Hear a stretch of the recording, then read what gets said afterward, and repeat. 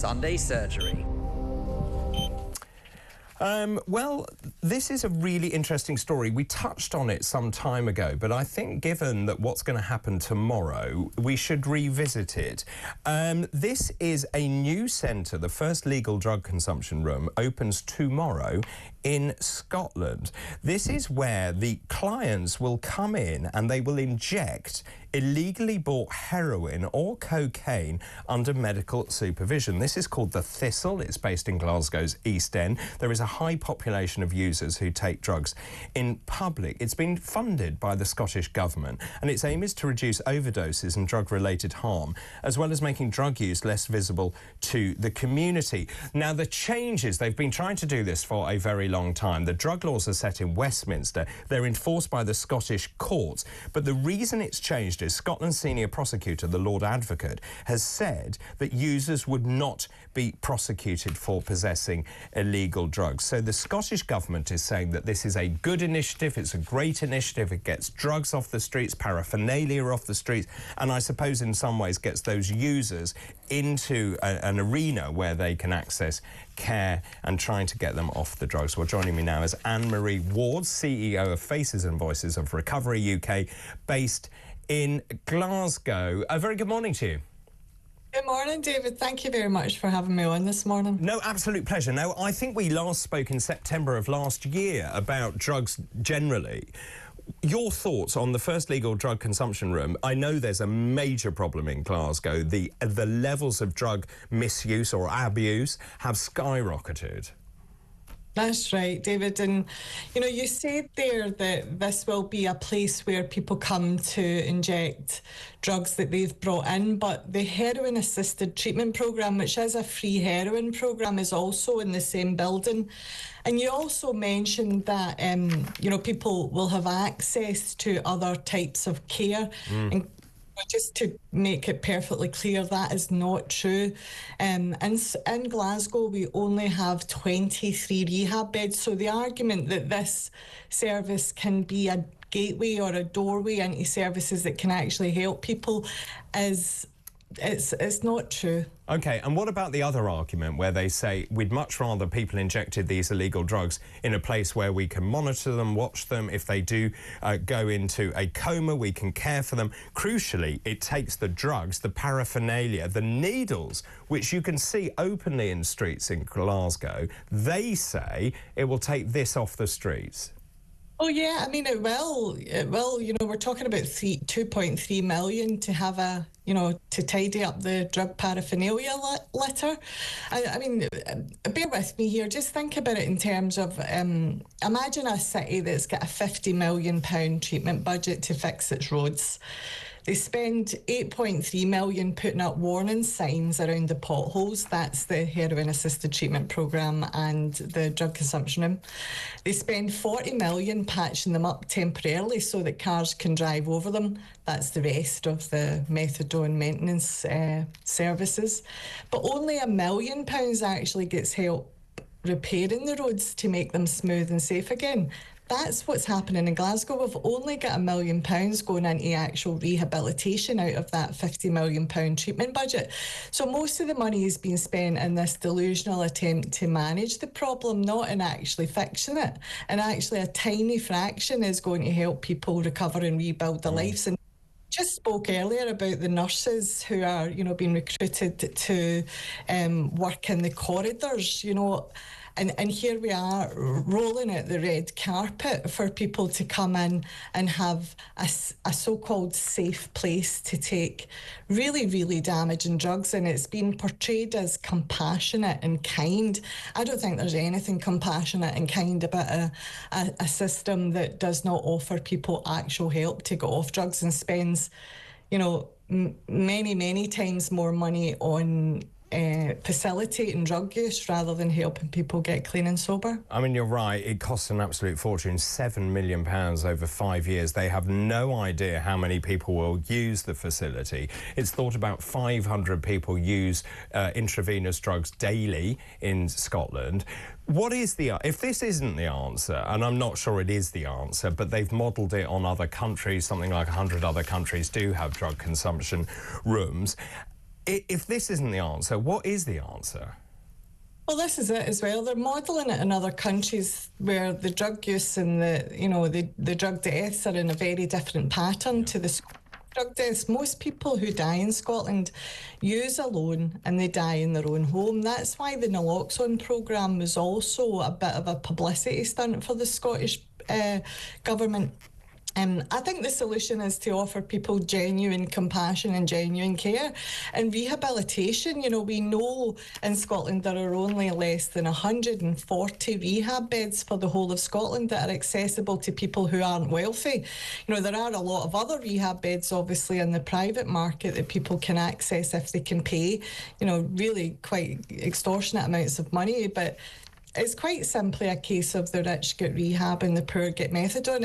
And I can assure you, the litmus test for this is if any of these doctors or people in charge of these decisions about where this money's being spent were being asked where their child should go or their loved one should go for treatment, they would not be sending them to the drug consumption room or the methadone programme.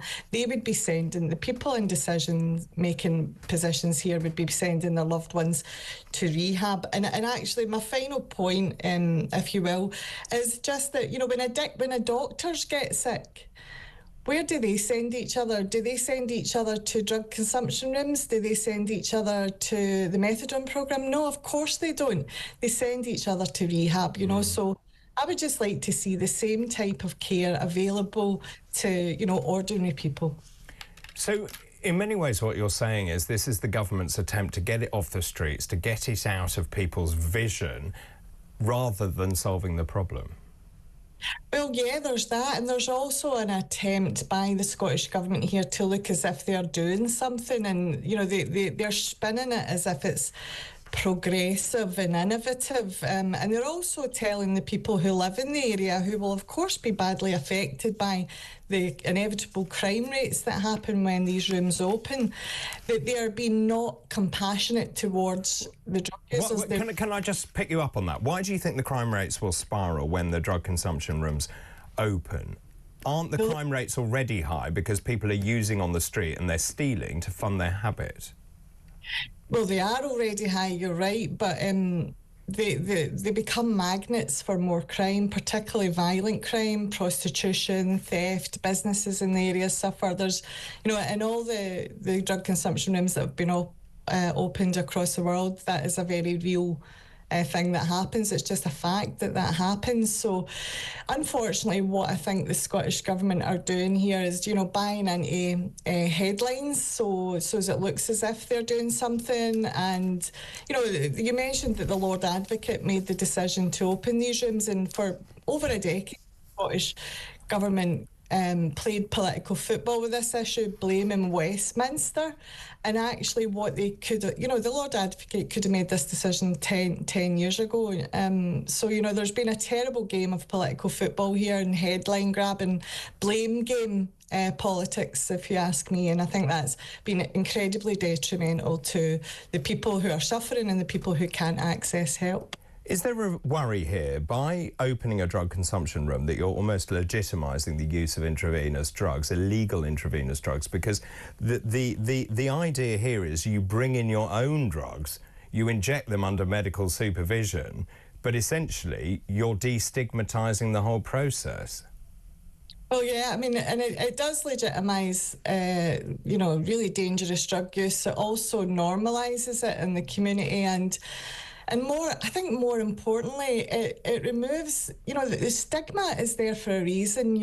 Shame is a very common emotion that human beings, feel to prevent themselves from acting it in certain ways. And if we remove that stigma and that shame around drug use, what we're saying is that, at the expense of being non-judgmental, our people are really suffering and communities are suffering and and families are suffering, just so as we can say that we're being virtuous and non-judgmental. I think it's okay to judge people who are addicted. I was addicted myself many years ago, and I think there was, I broke my own moral code during that time, because that's what addiction does. It takes us to places that, that drives us into places where we do act immorally. And I think that's a conversation that, the good people who think that they're doing the right thing here, that they don't want to recognise that addiction corrupts us of all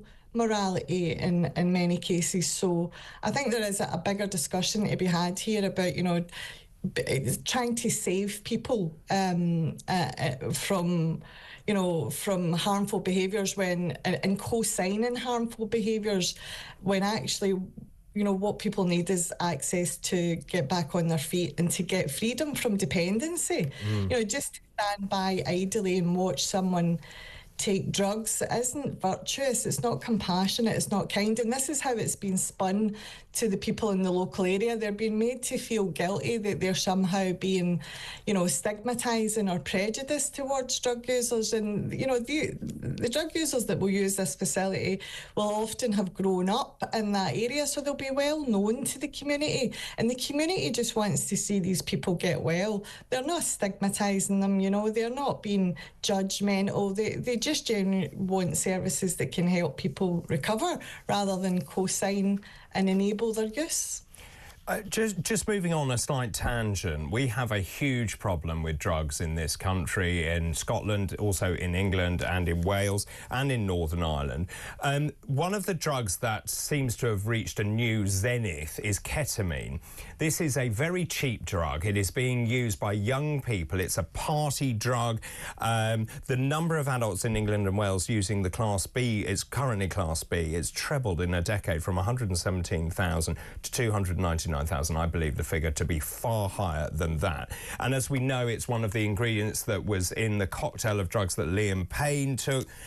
They are suggesting that actually a review needs to happen so that essentially ketamine, which started as a horse tranquilizer, but it obviously is being used in a party setting, is then recategorised from B to A. I'm not sure that makes any difference at all, because I'm not sure young people look at the classification of drugs and thinks, oh, it's Class A, I won't bother to take it because at the moment I take it as B. It doesn't work like that. You're absolutely right. And, that ketamine is damaging people far quicker than heroin ever did. The drug, when I was growing up, that most people had access to who were seeking drugs was heroin.